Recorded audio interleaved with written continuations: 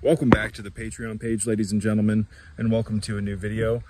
In this video, I take you along with me as I hunt for a power spot after I was led here by a non-ordinary dog. There's something going on with this dog, and I talk about that in the video that follows. So come along with me, and I'm going to be shooting a ton of videos out here, you guys, a ton.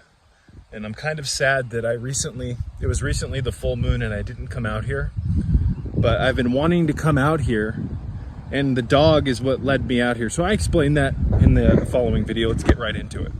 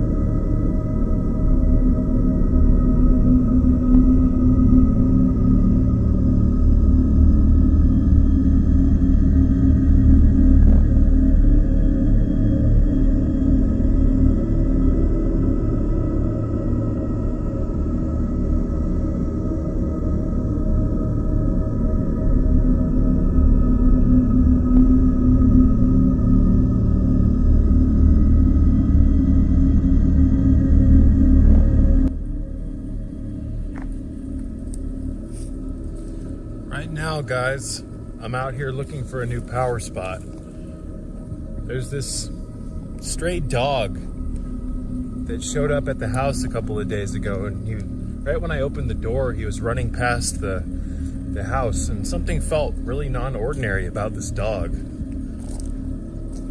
There was something more to this animal than it just being a dog. And I know that may sound crazy to some people, but today, when I got up, the dog was standing outside, and there's a railroad track that's abandoned across the street from us, about 40 feet.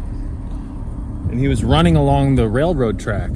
Years ago, a train crashed on this, or derailed along this train track that I'm close to, and it just doesn't get used anymore. But the dog, I'm like, you know what, I'm gonna try to go catch him so I can try to find a home for him. And I've been playing a game of tag with him, or chase if you will, for about 30 minutes now, and the whole time I'm you know, every time I get closer to this dog to try to catch him and make friends with him, he takes off. And I had the feeling that he was leading me to something, and he certainly led me to this. Look at the size of this stone. We have so much rock around us, you guys. There's practically no cell service out here. Just internet. You can get cell phone service through something called Spectrum, I think. But everyone that I've talked to around here says that it sucks and it doesn't work.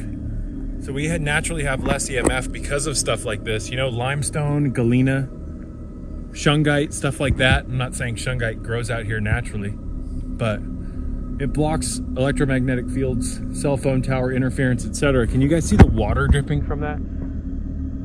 You might be able to see really closely, or if you look really closely, but I'm not saying that this is a power spot because I don't ever disclose my power spots publicly.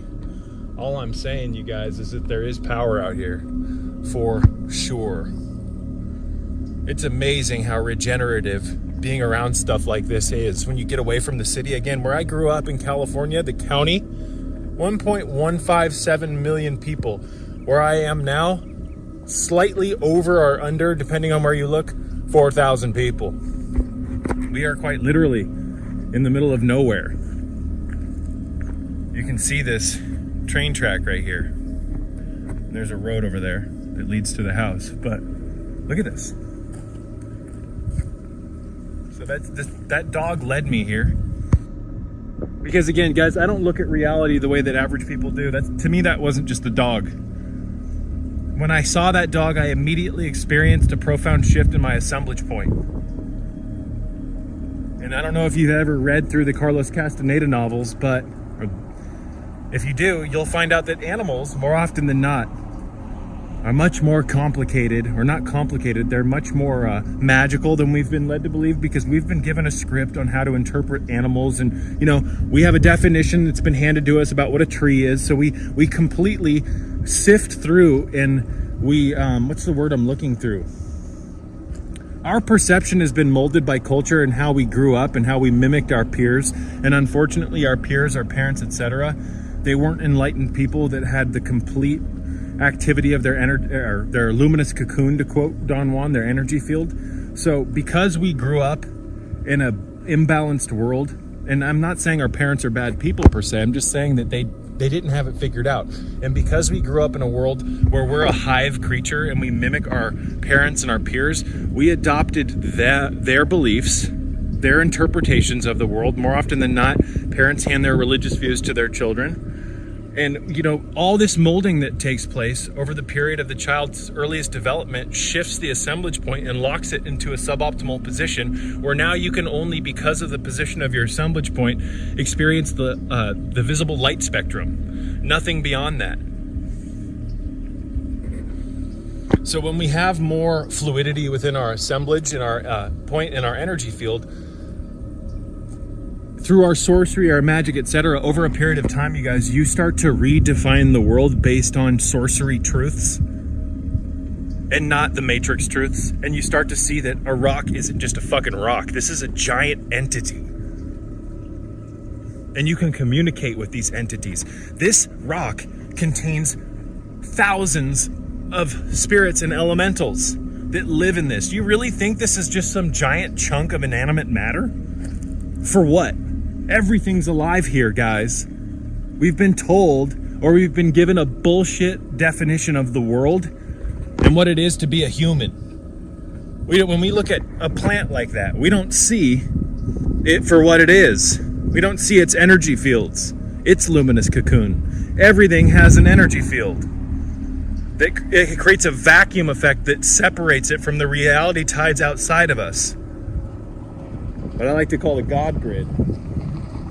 Uh-oh, got a car coming up here. Bear with me, guys.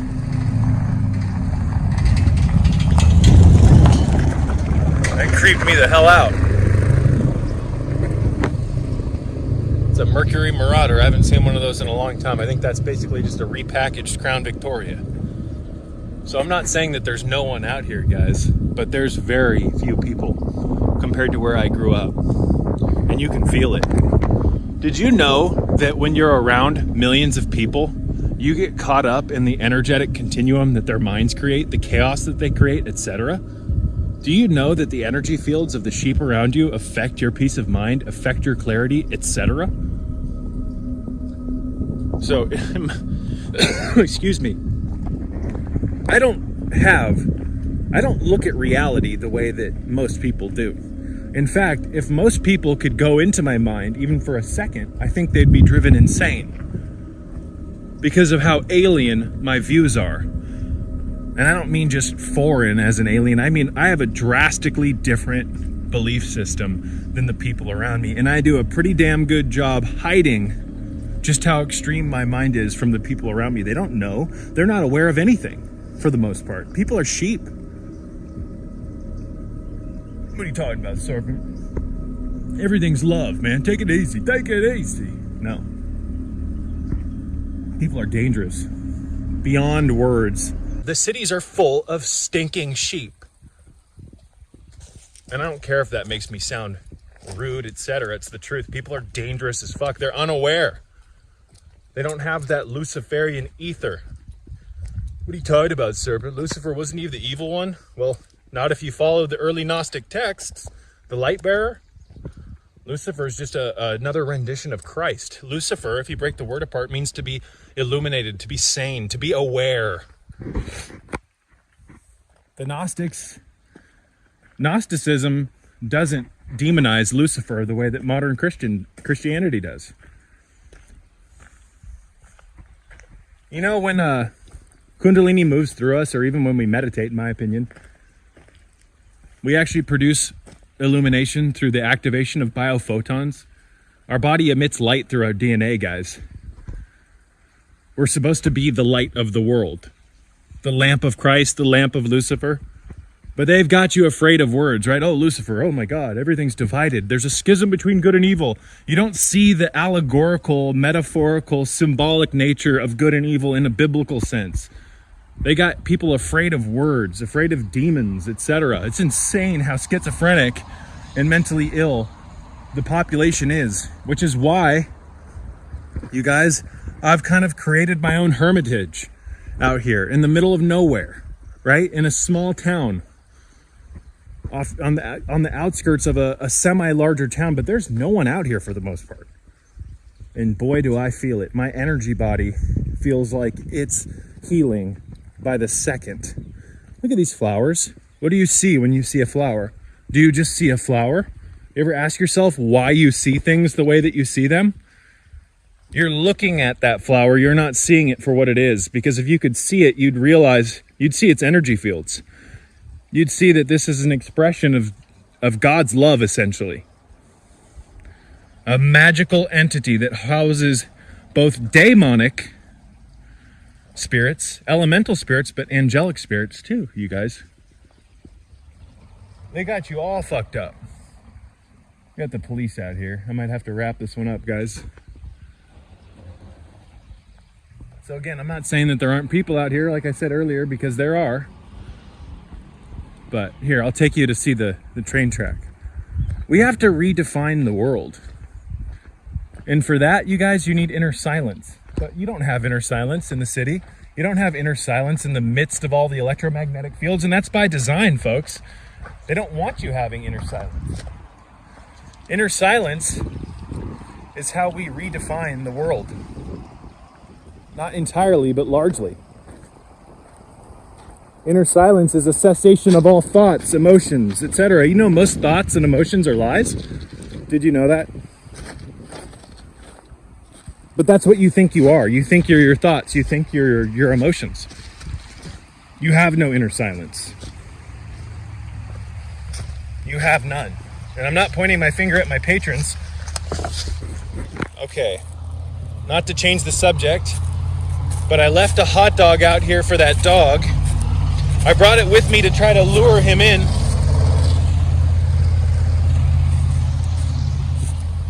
I wonder if he ate it. I think it's up here. I'm gonna have to wrap this one up soon, you guys. My battery's about to die.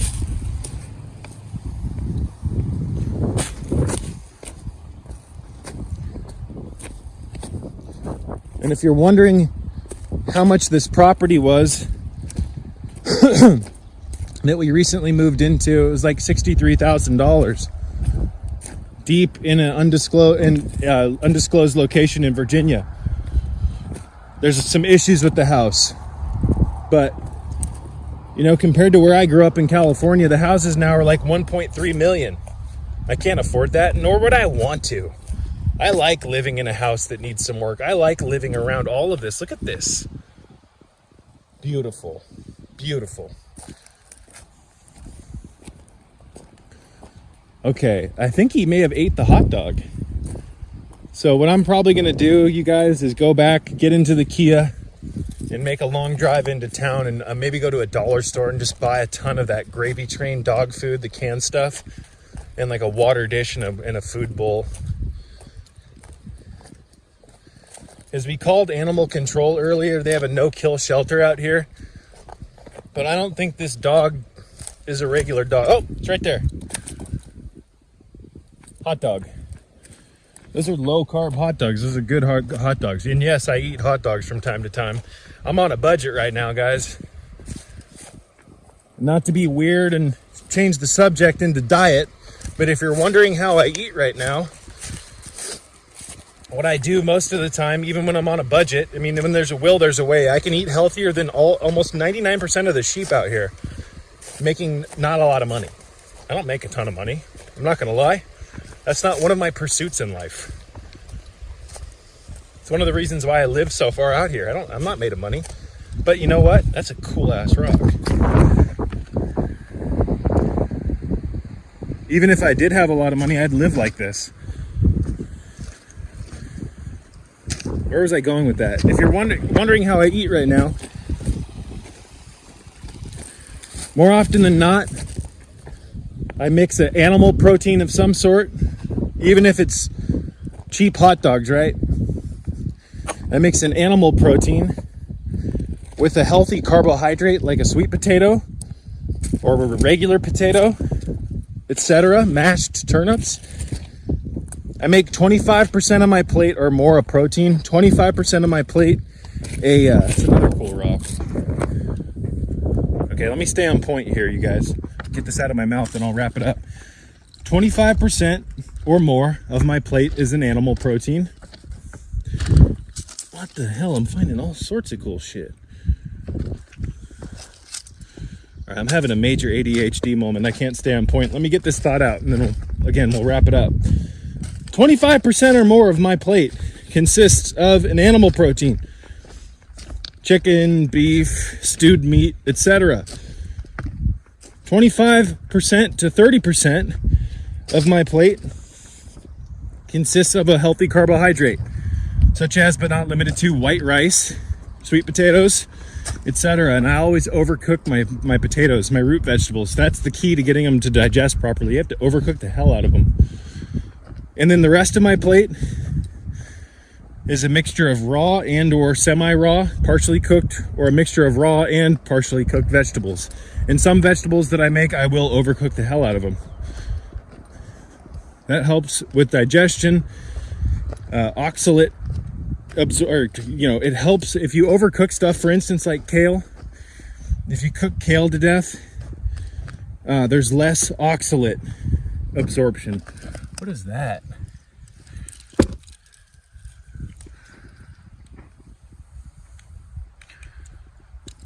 Weird. So essentially my plate consists of, let's just round it down a little, 25% protein, 25% carbs, 50% vegetables. Sometimes I'll have some fruit, etc. Very simple. But anyways, you guys, I'm gonna wrap this one up. I am currently heading back to the house, and I'm gonna come back here later once my phone's charged and continue to hunt for some power spots, and hopefully that dog will show back up. May peace be with you all. You can directly experience the acquisition of your lost power. Your senses will open up and you'll be able to understand more of what the Matrix is trying to convince you and hoodwink you into doing so that you lose your soul as a byproduct. Catch my drift? It's called participation. You don't have to participate with this nonsense. And you can get to the point where you've established a state of health that's beyond what the system's norm of health is. I'm talking about power. I'm talking about ether. I'm talking about fire. Kundalini, folks. This is what they want to stop. Don't you see that? Aren't you paying attention? I hope so. Or are you like millions of these lost souls that are on the earth plantation as slaves? This is a broken system and it's designed this way intentionally. This is a test. Do you not see that? Your heart is being weighed on the scales of Mayat. Do you not see that? Do you not sense it? Do you not feel it deep within your bones, within your blood? Do you not have a genetic memory of this? You know, you're a lot more aware of what's going on than you give yourself credit for, but you've lulled yourself into a state of slumber, and your day-to-day consciousness now resembles a deep unconscious sleep. There's no lucidity. Getting healthy requires you to become lucid. It takes action. Lucidity requires action, because once you become lucid to the truth, you're at a fork in the road, aren't you? You either keep going down the current or you swim up current. Swimming up current takes effort. Builds your muscles, though. You see, the easy path is for the sheep. They're floating down the river.